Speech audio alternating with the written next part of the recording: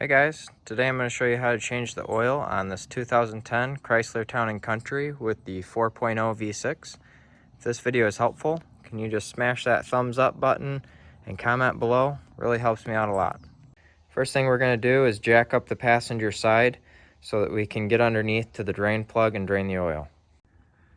Alright, so right here is your drain plug. It's a 17 millimeter on mine. So I already broke that loose. You're going to take this drain plug out and drain the oil.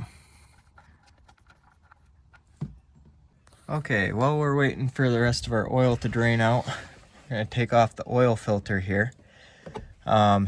Sometimes these are on pretty tight and sometimes they're not. So sometimes you can get them by hand like this. Other times you need a big set of channel locks or something. This one's in a pretty accessible location, pretty easy to get to, pretty easy to get off. So we're going to take that off and we'll get our new filter spun on. Now this is fairly important.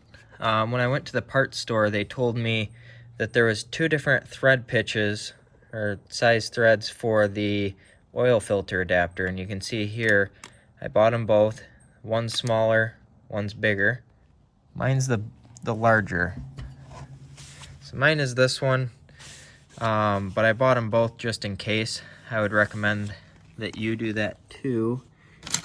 Here are the part numbers from O'Reilly. I'm going to have some links in the description below if you want to get some oil or anything like that on Amazon. I'd probably recommend getting the oil filters at a parts store so you can get them both. Now I'm going to spin on my new filter here. Now before you put your oil filter on, get a little oil, rub it on the ring here. This keeps your seal here from sticking when you take the old one off, and helps it seal nicely when you put it on. Alright, I'm going to take a rag and just clean this mating surface off so it's nice and clean. And then we'll spin our new filter back on here. Now what you're gonna do is spin this all the way on by hand, like that. And then you wanna go 3/4 of a turn past tight. And I just usually tighten it up so that it's about like that. Just, to where it's pretty hard to turn by hand.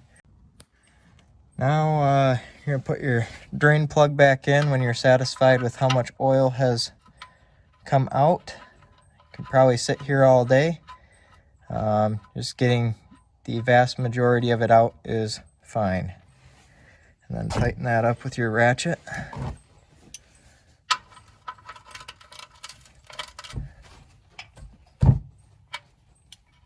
There we go.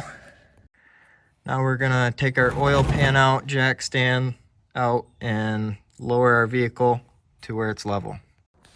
Now we're gonna pop the hood, fill it up with oil. All right, now we're gonna get ourselves a funnel and we're gonna take the oil cap off.